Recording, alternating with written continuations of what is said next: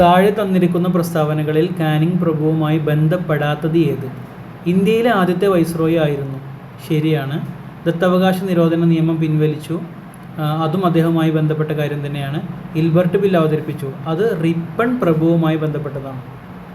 1858 government of India act നിലവിൽ വന്നു. അതും ശരിയാണ്. സോ ബന്ധപ്പെടാത്തത് മൂന്നാമത്തത് മാത്രം, ഓപ്ഷൻ ഡി. നൽകിയിരിക്കുന്ന പ്രസ്താവനകളിൽ ശരിയായത് ഏത്? ഇന്ത്യൻ നാഷണൽ കോൺഗ്രസിൻ്റെ ആദ്യ വനിതാ പ്രസിഡന്റ് ആനി ബസന്റ് ആയിരുന്നു. അത് ശരിയാണ്. ഇന്ത്യൻ നാഷണൽ കോൺഗ്രസിൻ്റെ ആദ്യ മുസ്ലിം പ്രസിഡന്റ് ബദറുദ്ദീൻ ത്യാബ്ജി ആകുന്നു. അതും ശരിയാണ്.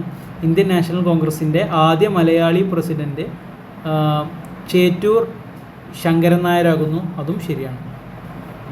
ഗാന്ധിജി ഇന്ത്യൻ നാഷണൽ കോൺഗ്രസിൻ്റെ പ്രസിഡന്റ് ആയത് 1925 അത് തെറ്റാണ്. 1924 അതുകൊണ്ട് നാലാമത്തെ ഓപ്ഷൻ നമ്മൾ എലിമിനേറ്റ് ചെയ്താൽ ഓപ്ഷൻ എ ആണ് ശരി.